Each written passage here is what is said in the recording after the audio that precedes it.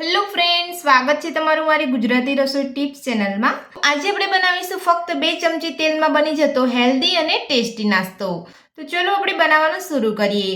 તો ટેસ્ટી નાસ્તો બનાવવા માટે મેં અહીંયા એક મોટી વાટકી સોજી લીધો છે અને અડધી વાટકી આપણે અહીંયા મોરું દહીં લીધું છે। તો સોજીને આપણે એક વાસણની અંદર લઈ લઈશું। ત્યારબાદ આપણે દહીં ઉમેરી લઈશું। દહીં ઉમેરીને બધું સરસ મિક્સ કરી લઈશું। તો નાસ્તો બનાવવા માટે તમારે સૌથી પહેલાં આ રીતે સોજી અને દહીંને મિક્સ કરી લેવાનું છે। ત્યારબાદ જ તમારે અહીંયા થોડું પાણી ઉમેરવાનું છે। તો મારી આ રીતે ઘરે એકવાર આ નાસ્તો બનાવશો તો ઘરમાં બધાને ખૂબ જ ભાવશે અને આ નાસ્તો શરીર માટે ખૂબ જ હેલ્ધી હોય છે। તો અહીંયા આપણે તેલનો પણ વધારે ઉપયોગ નથી કરી રહ્યા અને આપણે અહીંયા ખૂબ ઓછા સમયની અંદર આ નાસ્તો બનીને તૈયાર થઈ જશે અને બાળકો માટે તમે લંચ બોક્સમાં પણ આ નાસ્તો બનાવીને આપી શકો છો। તો આપણે દહીં અને સોજીને સારી રીતે મિક્સ કરી લીધો છે। તો હવે આપણે તેની અંદર અડધી વાટકી જેટલું પાણી ઉમેરીશું। તો આ રીતે આપણે અહીંયા થોડું થોડું પાણી ઉમેરતા જઈએ અને પછી જ મિક્સ કરવાનું છે। આપણે અહીંયા સામટું પાણી નથી ઉમેરી દેવાનું। જો તમે અહીંયા સામટું પાણી ઉમેરી દેશો તો તમારો અહીંયા સોજી ઢીલો થઈ જશે અને તમારો નાસ્તો પણ સારો નહીં બને। તો પાણી ઉમેર્યા પછી તમારે સોજીને ઢીલો રાખવાનો છે। હજુ આપણે અહીંયા પાણી ઉમેરવાનું છે પણ આપણે વધારે પાણી ઉમેરીશું તો આપણો સોજી બરાબર નહીં ફૂલે, એટલે તમારે આટલું મીડિયમ પાણી ઉમેરી અને પછી તમારે અહીંયા ઢાંકીને 10 મિનિટ માટે રહેવા દેવાનો છે। તો હવે આપણે સોજીને 10 મિનિટ માટે ઢાંકીને રહેવા દઈશું અને નાસ્તાનો મસાલો બનાવીશું। તો નાસ્તાનો મસાલો બનાવવા માટે આપણે ગેસ ઉપર એક પેન રાખ્યું છે। તો પેનની અંદર આપણે 1 મોટી ચમચી જેટલું તેલ ઉમેરીશું। તેલને ગરમ થવા દઈશું। તેલ આપણું અહીંયા ગરમ થઈ ગયું છે। તો હવે આપણે તેની અંદર નાની અડધી ચમચી જેટલી રાઈ ઉમેરીશું। સાથે નાની અડધી ચમચી જેટલું જીરું ઉમેરીશું। 2 ચપટી જેટલી હિંગ ઉમેરીશું। 1 ચમચી આદુ લસણની પેસ્ટ ઉમેરીશું અને સાથે જ આપણે ઝીણા સમારેલા લીલા મરચાં ઉમેરીશું। તો મરચાંનું પ્રમાણ તમે તમારા ટેસ્ટ પ્રમાણે વધુ ઓછું કરી શકો છો। બધું સરસ સાતળી લઈશું। તો બધું જ અહીંયા સરસ સતળાઈ ગયું છે। તો હવે આપણે તેની અંદર ઝીણી સમારેલી ડુંગળી ઉમેરીશું, સાથે જ લીલા વટાણા ઉમેરીશું ને બધું સરસ મિક્સ કરી લઈશું અને ડુંગળીને આપણે સારી રીતે સાતળી લઈશું।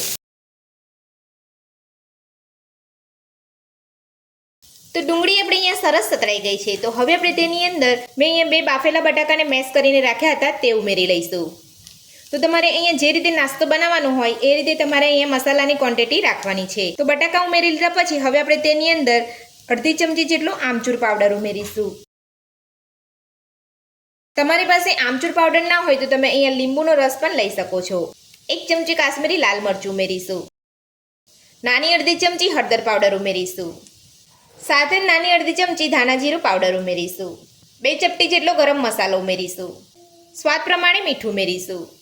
તો નાસ્તાને ચટપટો બનાવવા માટે આપણે મસાલાની અંદર 1 નાની ચમચી જેટલી ખાંડ ઉમેરીશું। તો આપણે અહીંયા આમચૂર પાવડર ઉમેર્યો છે ખટાશ માટે અને આપણે અહીંયા 1 નાની ચમચી આપણે ખાંડ ઉમેરી છે। તો અહીંયા એકદમ સરસ ખાટો મીઠો અને ચટપટો આપણો નાસ્તાનો મસાલો બનીને તૈયાર થશે। તો બધા જ મસાલા આપણે અહીંયા કરી લીધા છે। તો હવે આપણે બધું સરસ મિક્સ કરી લઈશું।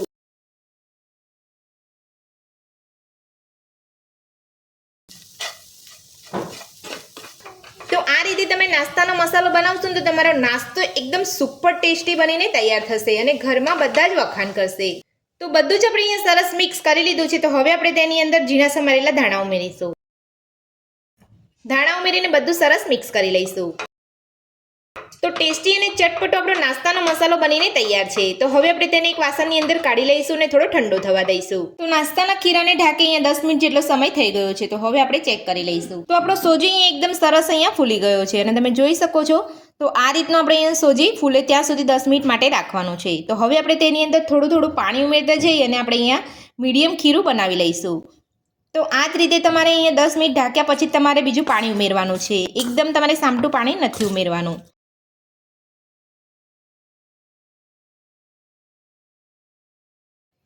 તો નાસ્તાનું ખીરું તમારે આટલું પતલું બનાવવાનું છે। તો વધારે પડતું તમારે અહીંયા પાતળું પણ નથી રાખવાનું અને વધારે પડતું તમારે જાડું પણ નથી રાખવાનું। આ જ રીતનું તમારે અહીંયા ખીરું બનાવવાનું છે। તો તમારો નાસ્તો એકદમ ટેસ્ટી બનશે।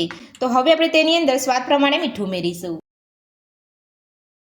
સ્વાદ પ્રમાણે મીઠું ઉમેર્યા પછી હવે આપણે તેની અંદર 2 ચપટી જેટલો બેકિંગ સોડા ઉમેરીશું। તો આ રીતે 2 ચપટી જેટલો બેકિંગ સોડા ઉમેરવાથી આપણો નાસ્તો એકદમ સોફ્ટ બનીને તૈયાર થશે। તો હવે આપણે તેની અંદર ઝીણા સમારેલા લીલા ધાણા ઉમેરીશું। તો ધાણા ઉમેર્યા પછી આપણે બધું સરસ મિક્સ કરી લઈશું।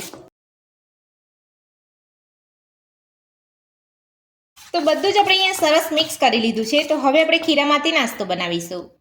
તો નાસ્તો બનાવવા માટે મેં અહીંયા ગેસ ઉપર એક પેન રાખ્યું છે. તો પેનની અંદર આપણે 1 મોટી ચમચી જેટલું તેલ ઉમેરીશું.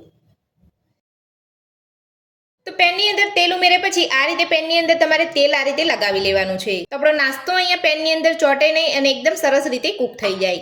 તો તેલ આપણું અહીંયા સરસ ગરમ થઈ ગયું છે. તો હવે આપણે જે નાસ્તાનું ખીરું બનાવીને રાખ્યું હતું તે પેનમાં લઈ લઈશું.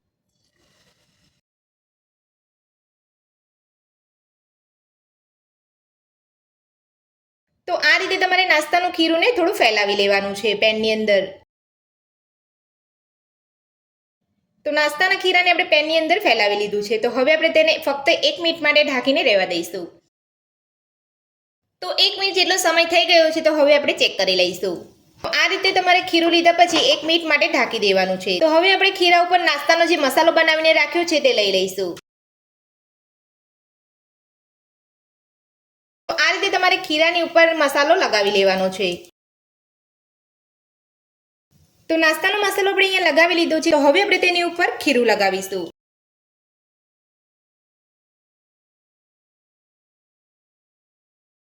તો મસાલો ઉપર લગાવી લીધા પછી આપણે ખીરું પણ મસાલાની ઉપર પાથરી લીધું છે. તો હવે આપણે 5 થી 7 મિનિટ માટે ગેસની મીડિયમ ફ્લેમ પર ઢાંકીને થવા દઈશું. તો નાસ્તાને ઢાંકી અહીંયા 7 મિનિટ જેટલો સમય થઈ ગયો છે. તો હવે આપણે ચેક કરી લઈશું. તો હવે આપણે નાસ્તાને પલટાવી લઈશું. તો તમે જોઈ શકો છો આપણો નાસ્તો એક બાજુ સરસ કૂક થઈ ગયો છે. તો નાસ્તાની બધી બાજુ અહીંયા થોડું તેલ લગાવી લઈશું અને આપણે એ જ રીતે બીજી બાજુ પર નાસ્તાને 5 થી 7 મિનિટ માટે ઢાંકીને કૂક થવા દઈશું. તો નાસ્તાને અહીંયા પલટાવ્યા પછી 7 મિનિટ જેટલો સમય થઈ ગયો છે. તો હવે આપણે ચેક કરી લઈશું. તો તમે જોઈ શકો છો આપણો બીજી બાજુ પર નાસ્તો એકદમ સરસ કૂક થઈ ગયો છે. તો હવે આપણે નાસ્તાને કાઢી લઈશું.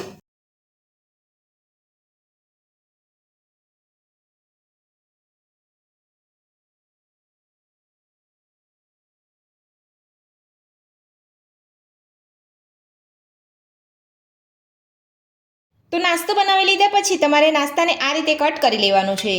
તો નાસ્તાને આપણે અહીંયા કટ કરી લીધો છે. તો તમે જોઈ શકો છો આપણો નાસ્તો એકદમ ટેસ્ટી બન્યો છે. તો હવે આપણે નાસ્તાને સર્વ કરી લઈશું અને આ જ રીતે આપણે બધો નાસ્તો બનાવી લઈશું. તો 2 ચમચી તેલમાં ટેસ્ટી નાસ્તો બનીને આપણો તૈયાર છે. તો આ નાસ્તો તમે ચટણી અને સોસ અને ચા સાથે પણ ખાઈ શકો છો. તો ટેસ્ટી નાસ્તો બનાવવાની રીત તમને મારી કેવી લાગી મને કોમેન્ટ બોક્સમાં કોમેન્ટ કરીને જરૂરથી જણાવજો અને મારી આ રીતે ઘરે એકવાર જરૂરથી ટ્રાય કરજો. આજની રેસીપી પસંદ આવી તો વિડીયોને લાઇક કરજો, ચેનલને સબસ્ક્રાઇબ કરજો, તમારા મિત્રોને જરૂરથી શેર કરજો. Thank you.